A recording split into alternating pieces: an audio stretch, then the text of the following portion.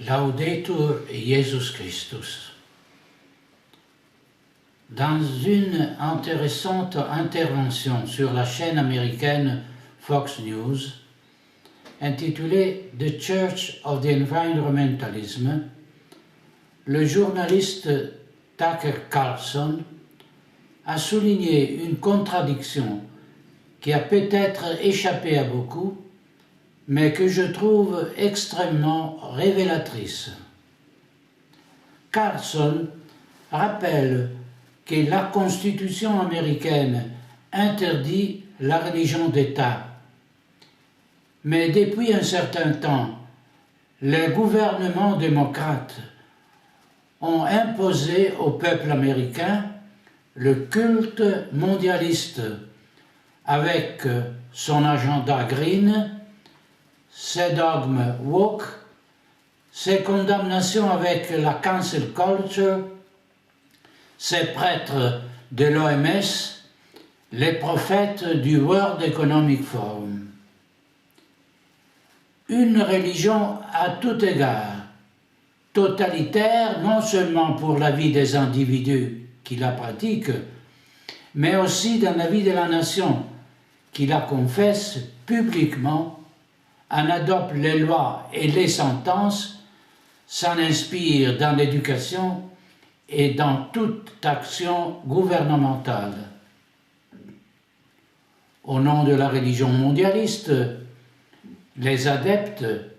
exigent que tous les citoyens se comportent conformément à la morale du nouvel ordre mondial, acceptant sans critique,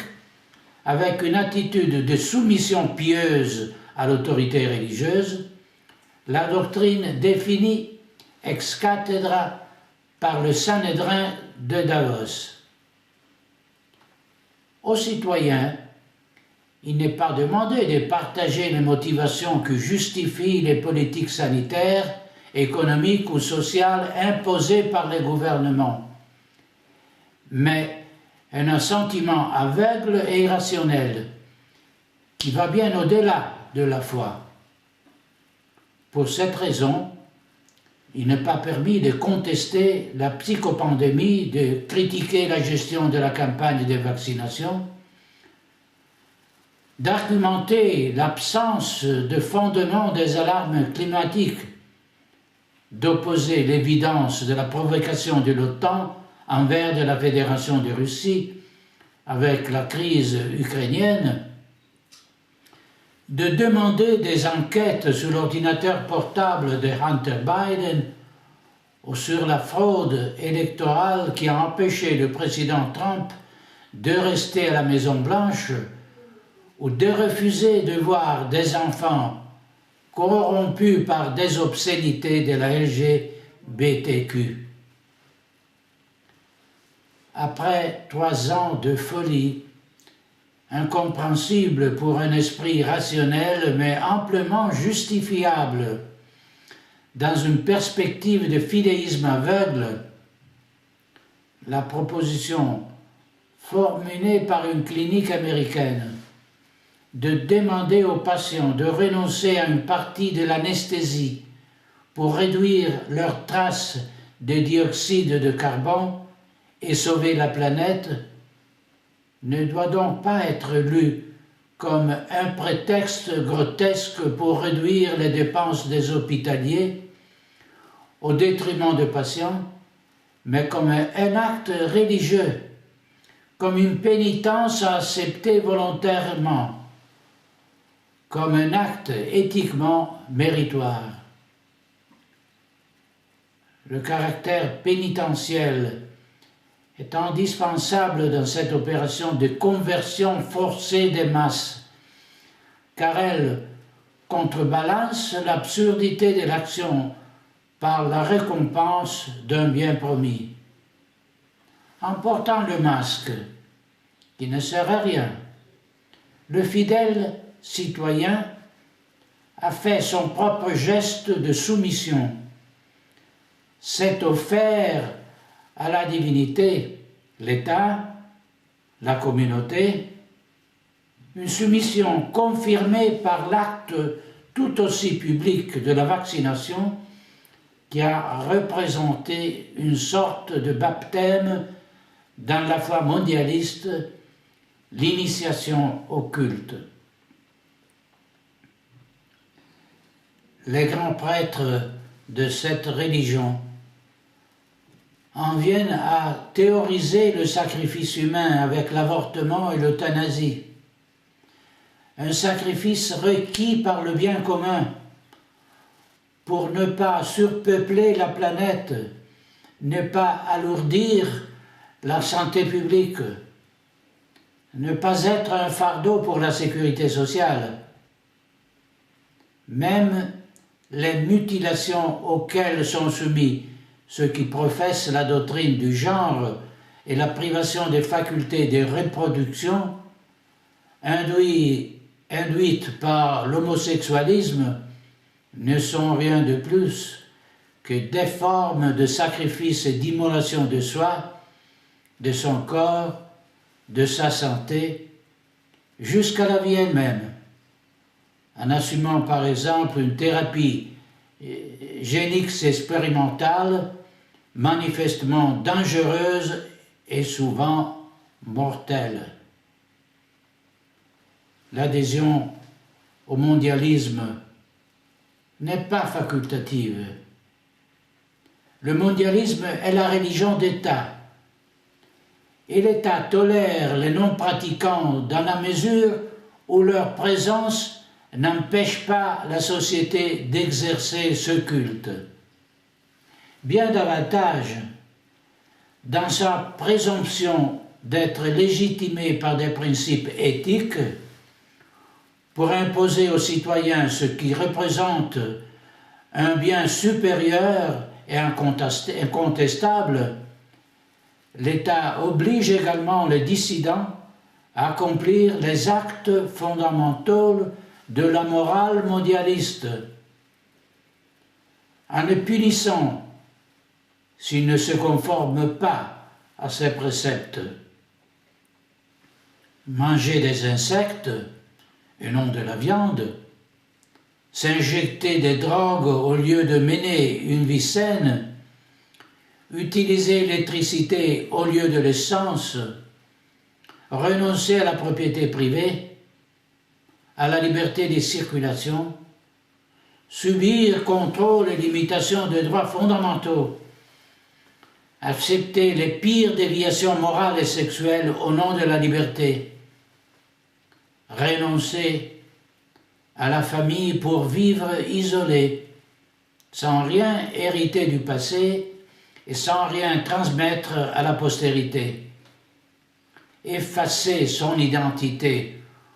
au nom du politiquement correct, renier la foi chrétienne pour embrasser la superstition woke, conditionner son travail et sa subsistance au respect des règles absurdes. Ce sont autant d'éléments destinés à faire partie de la vie quotidienne de l'individu. Une vie basée sur un modèle idéologique que, à y regarder de plus près, personne ne veut et que personne n'a demandé, et qui ne justifie son existence qu'avec l'épouvantail d'une apocalypse écologique non prouvée et indémonstrable. Cela viole non seulement la tant vantée liberté des religions sur laquelle cette société est fondée, mais veut nous conduire pas à pas, inexorablement, à rendre ce culte comme exclusif, comme le seul admis. L'Église de l'environnementalisme se définit comme inclusive, mais ne tolère pas la dissidence et n'accepte pas d'affronter dialectiquement ceux qui remettent en question ses dictats. Ceux qui n'acceptent pas l'anti-évangile de Davos sont ipso facto hérétiques et doivent donc être punis, excommuniés, séparés du corps social, considérés comme ennemis publics. Il faut les rééduquer par la force, à la fois par un martèlement incessant des médias et par l'imposition d'une stigmatisation sociale et de formes réelles d'extorsion du consentement, en commençant par celui informé, pour se soumettre contre son gré à l'obligation vaccinale et en continuant avec la folie des soi-disant villes de 15 minutes. D'ailleurs, anticipé en détail dans les points programmatiques de l'agenda 2030, qui sont finalement des canons dogmatiques au contraire. Le problème avec ce phénomène inquiétant des superstitions de masse est que cette religion d'État n'a pas été imposée de facto seulement aux États-Unis d'Amérique, mais s'est répandue à toutes les nations du monde occidental, dont les dirigeants ont été convertis au verbe mondialiste par le grand apôtre du gré trécète Klaus Schwab, autoproclamé pape et donc investi d'une autorité infaillible et incontestable. Et comme dans l'Annuario Pontificio, nous pouvons lire la liste des cardinaux, évêques et prélats de la curie romaine et des diocèses répartis dans le monde entier. De même, sur le site du Forum économique mondial, nous trouvons la liste des prélats du mondialisme, de Justin Trudeau à Emmanuel Macron, découvrant que non seulement les présidents et les premiers ministres de nombreux États appartiennent à cette Église, mais aussi de nombreux fonctionnaires, des chefs d'organismes internationaux et de grandes multinationales, des médias. À ceci, il faut ajouter les prédicateurs et les missionnaires qui œuvrent pour la diffusion de la foi mondialiste, acteurs, chanteurs, influencers, sportifs, intellectuels, médecins, enseignants. Un réseau très puissant, très organisé, répandu non seulement au sommet des institutions, mais aussi dans les universités et les tribunaux, dans les entreprises et les hôpitaux, dans les organismes périphériques et les municipalités locales, dans les associations culturelles et sportives, de sorte qu'il est impossible d'échapper à l'endoctrinement même dans une école primaire provinciale ou dans une petite communauté rurale. Il est déconcertant, vous le reconnaîtrez,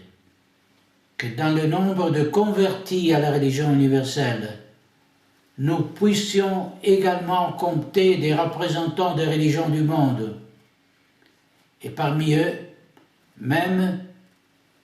Jorge Mario Bergoglio, que les catholiques considèrent comme le chef de l'Église de Rome, avec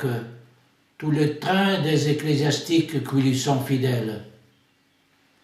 L'apostasie de la hiérarchie catholique en est venue à vénérer l'idole de la Pachamama, la mère terre, personnification démoniaque du mondialisme amazonien, écuménique, inclusif et durable. Mais n'est-ce pas Jean Podesta lui-même qui a préconisé l'avènement d'un printemps de l'Église qui remplacerait la doctrine par un vague sentimentalisme écologiste, trouvant promptement l'exécution de ses espoirs dans l'action coordonnée qui a conduit à la démission de Benoît XVI et à l'élection de Bergoglio, ce à quoi nous assistons n'est rien d'autre que l'application à l'envers du processus qui a conduit à la propagation du christianisme dans l'Empire romain, puis dans le monde entier, une sorte de vengeance de la barbarie et du paganisme sur la foi du Christ. Ce que Julien l'apostate a essayé de faire au IVe siècle, c'est-à-dire restaurer le culte des dieux païens, est aujourd'hui poursuivi avec zèle par de nouveaux apostates, tous unis par une fureur sacrée qui les rend aussi dangereux qu'ils sont convaincus de pouvoir réussir dans leur intention en raison des moyens inouïs dont ils disposent. En réalité, cette religion n'est rien d'autre qu'une déclination moderne du culte de Lucifer. La récente performance satanique aux Grammy Awards sponsorisée par Pfizer n'est que la dernière confirmation d'une adhésion à un monde infernal qui, jusqu'à présent, avait été gardé sous silence parce qu'il était encore considéré comme inavouable. Ce n'est pas un mystère que les idéologues de la pensée mondialiste sont tous indistinctement antichrétiennes, anticléricaux, significativement hostiles à la morale chrétienne, ostensiblement opposés à la civilisation et à la culture de l'Évangile, que la culture de l'Évangile a façonné en 2000 ans d'histoire. Non seulement la haine inextinguible envers la vie et envers tout ce qui est l'œuvre du Créateur, de l'homme à la nature, révèle la tentative presque réussie, bien que délirante, de modifier l'ordre de la création, de modifier les plantes et les animaux, de changer même le ADN humain par des interventions de bioingénierie, de priver l'homme de son individualité et de son libre arbitre, le rendant contrôlable et même manœuvrable par le transhumanisme. Au fond de tout cela, il y a la haine de Dieu et l'envie pour le sort surnaturel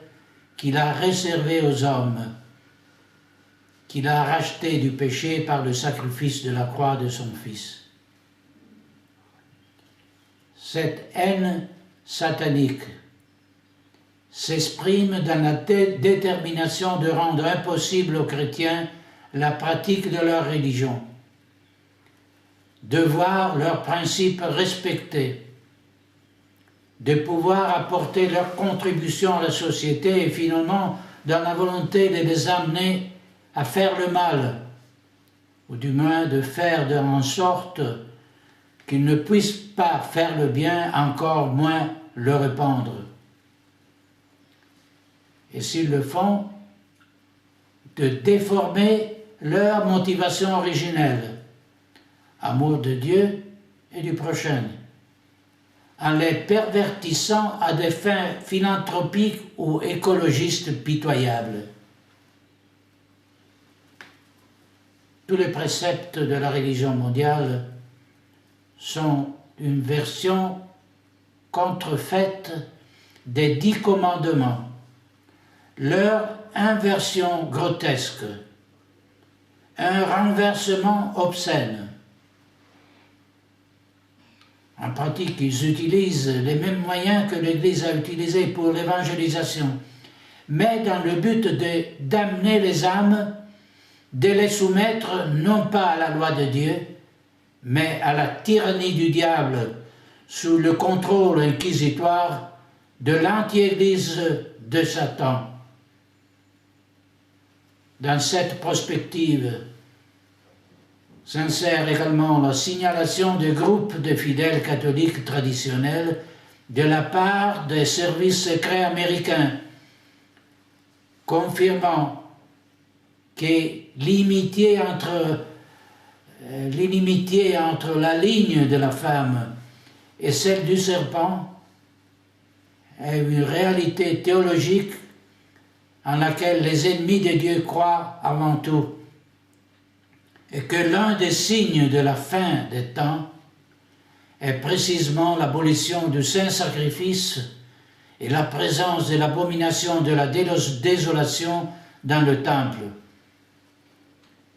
Les tentatives de supprimer ou d'éliminer la messe traditionnelle unissent l'Église profonde et l'État profonde, révélant la matrice essentiellement luciférienne des deux, parce que les deux savent très bien quelles sont les grâces infinies qui se déversent sur l'Église et sur le monde avec cette messe, et ils veulent les empêcher afin qu'elles n'entravent pas leur plan. Ils nous le montrent eux-mêmes. Notre combat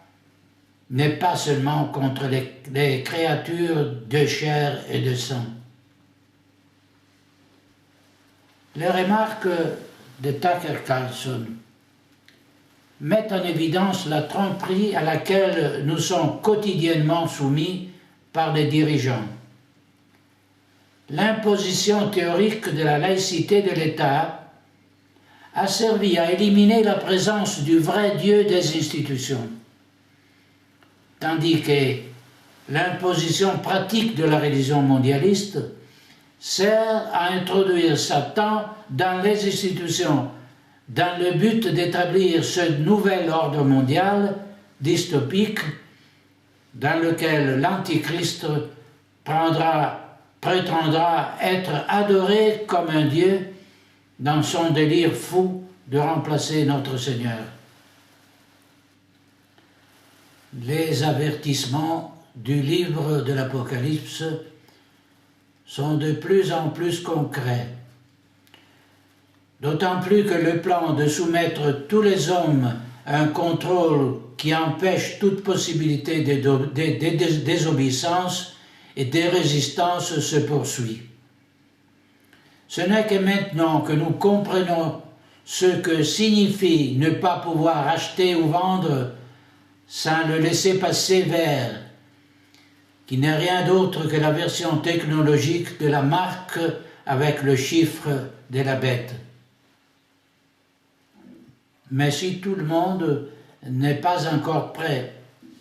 à reconnaître l'erreur d'avoir abandonné le Christ au nom d'une liberté corrompue et trompeuse qui cachait des intentions inavouables,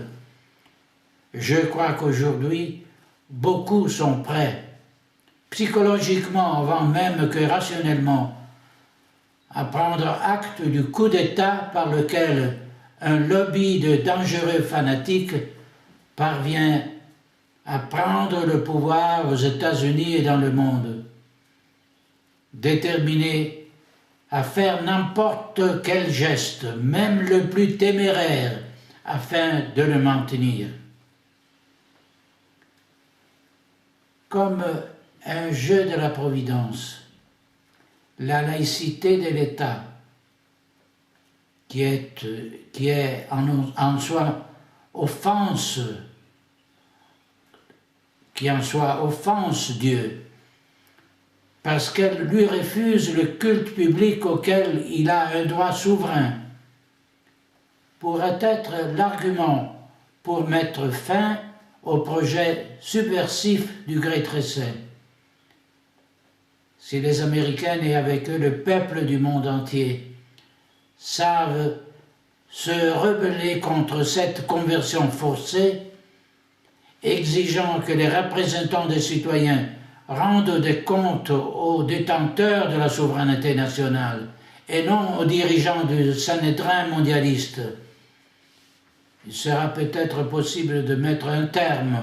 à cette course vers l'abîme. Mais pour ce faire, il faut prendre conscience qu'il ne s'agira que d'une première phase dans le processus de libération de ce lobby infernal, qui doit être suivi par la réappropriation des principes moraux propres au christianisme, qui constituent les fondements de la civilisation occidentale et la défense la plus efficace contre la barbarie du néopaganisme. Pendant trop longtemps, les citoyennes et les fidèles ont subi passivement les décisions de leurs dirigeants politiques et religieux face à l'évidence de leur trahison. Le respect de l'autorité est fondé sur la reconnaissance d'un fait théologique, c'est-à-dire de la seigneurie de Jésus-Christ sur les personnes, les nations et l'Église. Si ceux qui détiennent l'autorité dans l'État et l'Église agissent contre les citoyens et contre les fidèles, leur pouvoir est usurpé et leur autorité nulle et non avenue. N'oublions pas que les dirigeants ne sont pas les propriétaires de l'État et les maîtres des citoyens, tout comme le pape et les évêques ne sont pas les propriétaires de l'Église et les maîtres des fidèles. S'ils ne veulent pas être comme des pères pour nous, s'ils ne veulent pas notre bien et au contraire ils font tout pour nous corrompre dans le corps et l'esprit, il est temps de les chasser de leur position et de les appeler à rendre des comptes pour leurs trahisons, leurs crimes, leurs mensonges scandaleux.